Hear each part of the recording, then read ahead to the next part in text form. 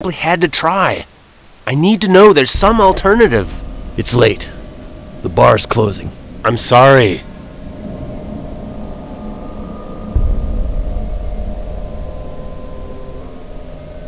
The plot thickens. Oh well, bedtime. Wish I could lay down. I'm tired. How did this get here?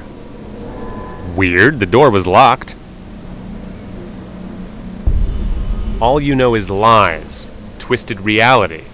If you wish to know the whole truth, come to the professor's apartment. Hurry. All you know is... Interesting. I can't believe it. What is this supposed to mean? I'm not going to sleep now. Oh, god damn it. Just about to have a nice little nap as well. Okay, to the professor's apartment we go.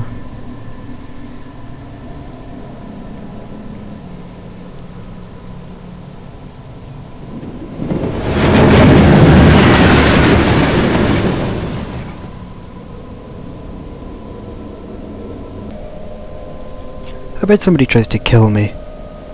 Huh. Shouldn't have made the effort to come here. No one and nothing seems to be here. How'd you know you haven't got in yet? Maybe she's waiting inside. No, I'm waiting here. You? Murderer! You killed Petrenko and tried to blame it on me! Wait a second. I hoped you came to find the truth and not to blame me. Especially since you don't know all the facts. Maybe I don't know everything, but I know enough. Really? And who told you? I suppose No Name bamboozled you like all the rest. Damn bastard! What? I don't know what you're talking about. Don't give me that. Damn. Sir here wanted to join the resistance and has taken the first bite he came across. Hasn't it crossed your mind that maybe it's all going too smoothly?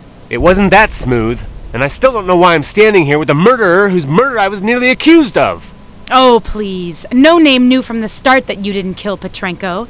He just needed someone to do the dirty work. So why should he accuse me? That doesn't make sense. He was probably testing you. You're a perfect victim for him, and you're neither the first nor the last. What? How so? And who the hell are you preaching to me this way? Richard, you still don't understand? How do you know my name? Richard, I know a lot about you, and our lives are in fact quite similar. So what am I to do now? Look, I didn't help you get into Andorra just out of pure goodwill. I admit you did good work, but without my help you would hardly be speaking with me now. Why should I believe you really did help me? To get into Andorra wasn't easy at all, and I was the one who managed to do it. No one else was there, so prove I have anything to be grateful to you for. Well, if I pass over the saving of your life in Andorra, do you think you could just walk around Thickens? Maybe it seemed a little too easy to me, but don't try to tell me it was you who arranged it. Certainly not me alone, but the resistance. The real one. But that can't be. It can, Richard. Look, you must have a lot of questions, but this is no place for answering them. Nice place. And I thought my place was ugly. I don't live here. I'm only sleeping over. I can't stay at one place for too long. I think you should answer some of my questions now, don't you think? That's why we're here. Ask. Well, in fact, there's one question that crossed my mind. You know my name, but I don't know yours. Andrea Raskova. Pleased to meet you. But you must have other questions, don't you? Yeah, that's the first question that came to my mind. Why the fuck did you kill that guy?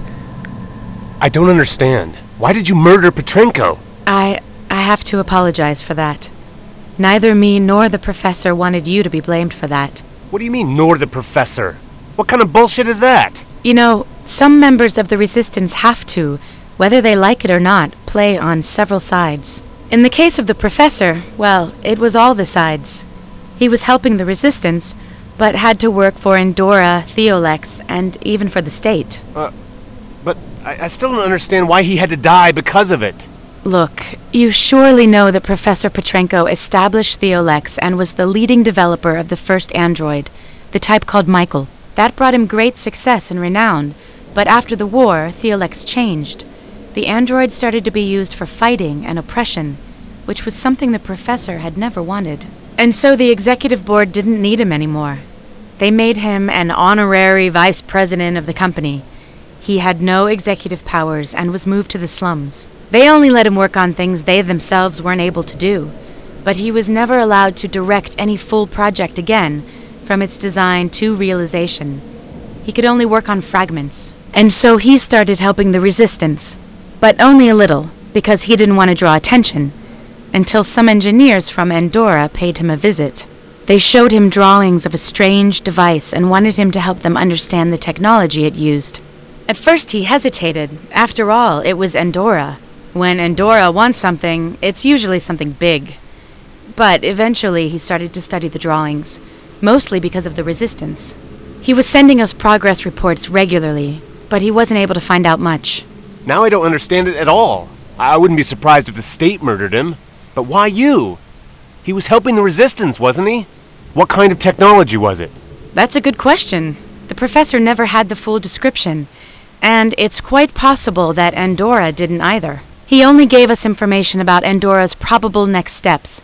For example, that it would start searching for something on the construction sites around Prague. He didn't reveal what it would be, and maybe he didn't even know himself. Until he called me again yesterday afternoon. He absent-mindedly told me that he finally understood the technology. He said it was dangerous, and that it must not get into anybody's hands, and absolutely not into the hands of Andorra. According to him, it was not a weapon, but something much worse. What worse? I don't know, and we probably won't ever find out, because the professor wanted it that way. He hoped it was not too late and that he was the only one who knew what he had found out. He told me he must prevent anybody from uncovering the secret, but he wasn't able